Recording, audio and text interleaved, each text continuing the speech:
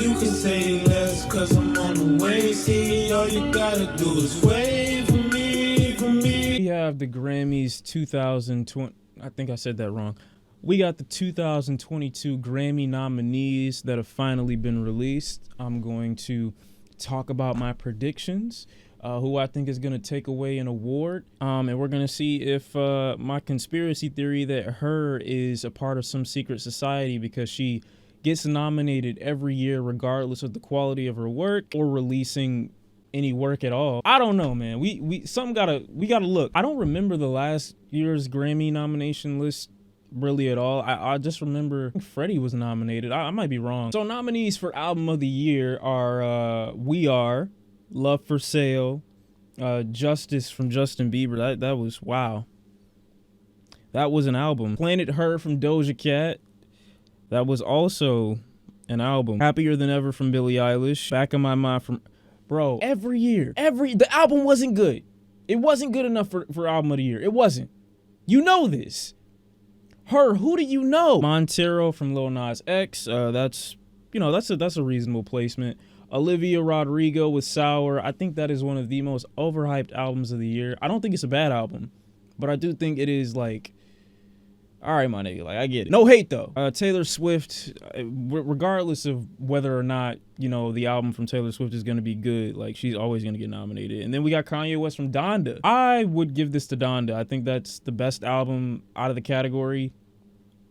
I mean, enjoyed that album the most out of all 10 albums that have been nominated here. I think it's easily the most enjoyable, the most accessible. And I'd be saying that if Kanye wasn't Kanye. I think that album just on its own, I found more enjoyable than everything else on this list. We got songs of the year. We got Bad Habits. Ed Sheeran. Anything Ed Sheeran was a part of this year is trash. A Beautiful Noise with Brandy Carlisle and Alicia Keys. I really thought that song was like really deep in its comfort zone for the two of them. More so for Alicia Keys. I would have liked to hear them over something like a little bit more adventurous. Like the instrumental palette for this song to me just like is really safe. Driver's License with Olivia Rodrigo. I don't mind, and let me just set the record straight, I don't mind Olivia Rodrigo's music, but maybe I'm resentful because I feel like Alicia Cara is what Olivia Rodriguez should have been. Or no, Olivia Rodriguez is what Alicia Cara should have been. We got Fight For You from her. Again, not the best song to me. Happier Than Ever from Billie Eilish. I do like the build up with this song. It starts off with all these breathy tones in the beginning, and then it kind of builds up into this like climax. Y'all know I love the word climax. But it takes a long time for that to like occur, in my opinion. So I'm gonna move on to the next one. Kiss Me More with SZA and Doja Cat. Actually don't mind that song. I don't know if I think it's like song of the year, but it is a good song though. I actually like Doja Cat on there, even though she sounds like a rugrat. Leave the Door Open with Bruno Mars and Anderson .Paak, Silk Sonic. Obviously, this is a really good song. I could easily see Silk Sonic sweeping a large majority of the quote-unquote competition this year. They came out with a great body of work, in my opinion. Leave the Door Open is a strong Song of the Year contender, in my opinion, so wouldn't be mad if that one took it. And that's actually the one I'm going to go with. My prediction is going to be Leave the Door Open. Montero from Lil Nas X, Call Me By Your Name. Not a bad song either. It's really catchy. I didn't listen to it enough for me to call it Song of the Year, though. Peaches from Justin Bieber, Daniel Caesar, and Giveon. Giveon carried this track. Justin Bieber and Daniel Caesar did not carry their weight, in my opinion, which is why the song dragged for as long as it did. If they would have just gave it to Giveon, I think he would have done something really amazing with it. But unfortunately, I get my peaches out in Georgia, like Justin Bieber saying bitches and all. Like, I get it, but like it's not hitting, bro. And Right on Time with Brandy Carlisle. Yeah, I'm gonna go with Leave the Door Open from Silk Sonic. Best New Artist. Why the fuck is Saweetie on here? I mean, if we're giving awards out for most attractive new artist, then yeah, give her the cake. But like, did she even drop music this year? Or last year? Like, was it good? Arlo Parks. Oh, man, I'm so glad she's on here. Oh, man, that sucks. Because I want to give it to her, but I think I have to give it to Baby Keem. Because his XXL freshman freestyle did not do, I feel like, his overall discography justice at all. Like, if you wanted to hear Baby Keem and you listened to him or knew him from his XXL freshman cypher or his freestyle, I feel like a lot of people would have just, like, not listened at all. I think this year, even though I wasn't a huge fan of the Melodic Blue, I think that he's got some really good standout tracks. I think he's been making a lot of noise recently. He's been a part of a lot of great features, in my opinion, like Kanye's album. I think he made an appearance on Don Toliver's album. I'm actually surprised that Brent Faiyaz isn't on the list, even though I know he's not technically like the newest artist. He's made he's made an appearance on a lot of features this year. But yeah, I'd go with Baby Keem. Even though like the artist part of my brain wants to say Arlo Park, because she makes some really, really good music, I would probably give it to Baby Keem. Best pop solo performance. Oh man, this is rough. I mean rough because like all the albums are trash except Billie Eilish, so I'm gonna give it to Happier Than Ever. And Right on Time from Brandy Carlisle. I'm not trying to say that was trash either, because that wasn't trash. Best pop duo / group performance. Go with BTS or Doja Cat and SZA. I'm gonna go with Doja Cat and SZA with Kiss Me More, because I don't listen to BTS like that. Butter wasn't a bad song though, I gotta admit, but Kiss Me More, I listened to that one more this year. Best pop vocal album. I'm gonna go with Billie Eilish once again. I think that was the best album here vocally. Justin Bieber, Hang It Up. Although I'm not gonna lie, that one track, damn, I forgot what it was called. Off My Face was a really good song. I don't know why he couldn't just make an acoustic record. Justin Bieber's not a bad singer, but he makes garbage music and his writing is terrible. Just get a writer and sing over guitars, pianos, make a bunch of ballads. That's all you have to do. And then we got a bunch of fields that I personally don't care about when it comes to the Grammys. Let's go right to Best R&B Performance. Now we're about to have some fun because we're going right. Ooh. Okay. See, now I like Leave the Door Open from Silk Sonic. I do. But Pick Up Your Feelings from Jasmine Sullivan. Damn it. I love Jasmine Sullivan. I'm gonna give it to Jasmine Sullivan.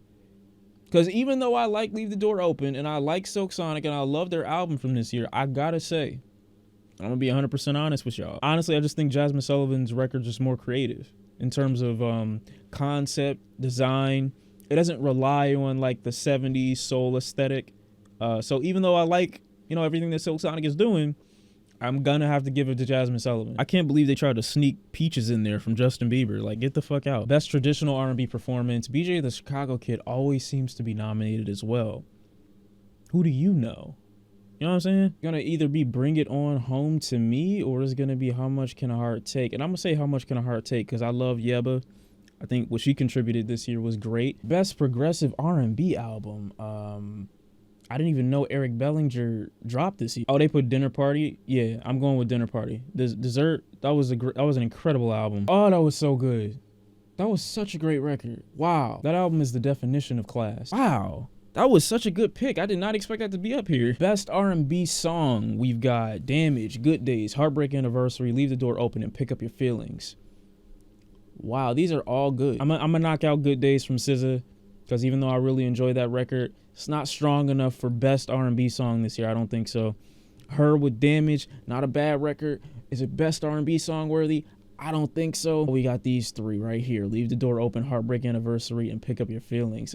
I'm gonna go ahead and be honest with you. I love Leave the Door Open. I do.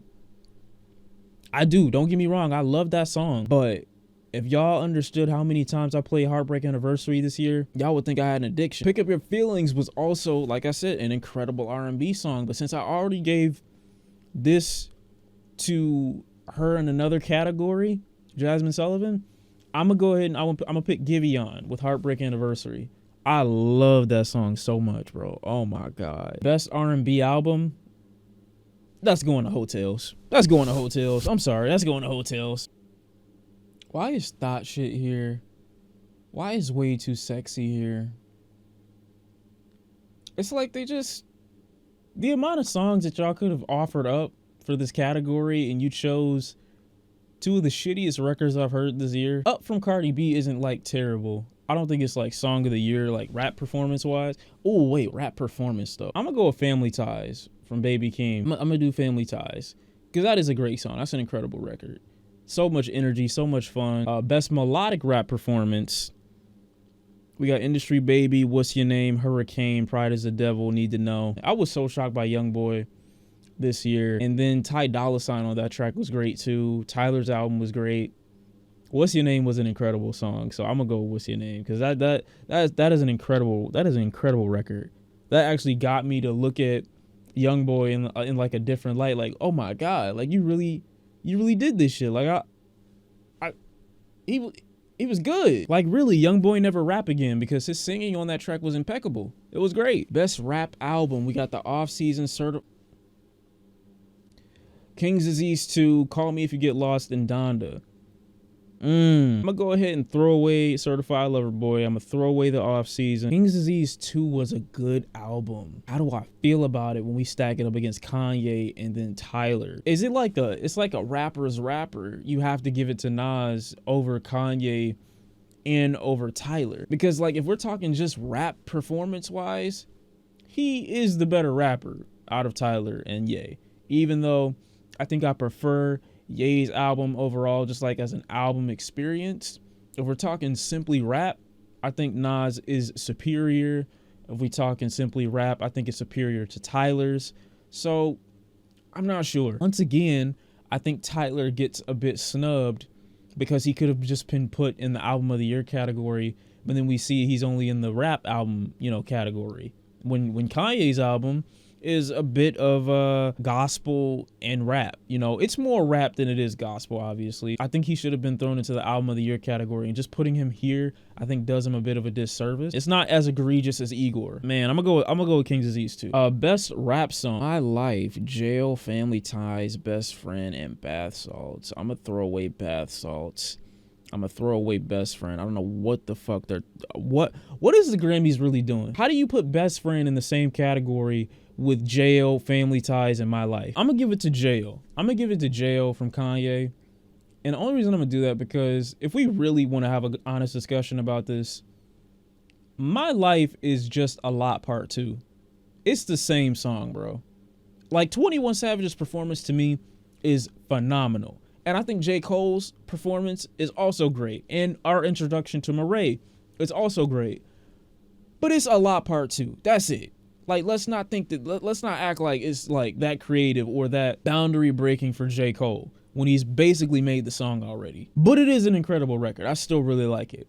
But I like, if I have to put it over Jail, like, nah, I'm gonna give it to Jay. I think I also heard that Jay Versace was nominated for like producer of the like Grammy, some type of Grammy for production this year. So that's incredible too. It'd be cool to see him walk away with that. Outside of that, those are really the only nominations I care about this year. I don't think that this was a bad nomination this year. It wasn't like egregious in terms of placement or, not getting everything right. Of course, it could have added a few more things, in my opinion, like taking away Drake's Certified Lover Boy placement and replacing that with Vince Staples' self-titled LP from this year. Isaiah Rashad, I would have liked to see him nominated. He had a better record than Drake by far. Not saying that J. Cole's album, The Offseason, was trash this year, but in terms of other records that I felt were superior, there were at least 5 to 10 records that came out in the rap category that I feel were better or superior to The Offseason, to Certified Lover Boy. Like, there were so many. And I'm not trying to say Offseason and Certified Lover Boy are the same quality of album, because Offseason is far better than Certified Lover Boy to some degree, in my opinion. The strength of those two records belonging to like rap album of the year category, like I feel like Baby Keem's The Melodic Blue, even though I'm not a big fan of that record, I feel like it's better than or more enjoyable than The Offseason or Certified Lover Boy. So I don't know. Hopefully they give it to, what did I say? I said Nas. Hopefully they give it to Nas. Outside of that, that's all I gotta say. Y'all let me know how you feel about these nominations in the comment section down below. Let me know what you think these placements should be. And yeah, I'll see y'all in the next one. I'm out. Peace.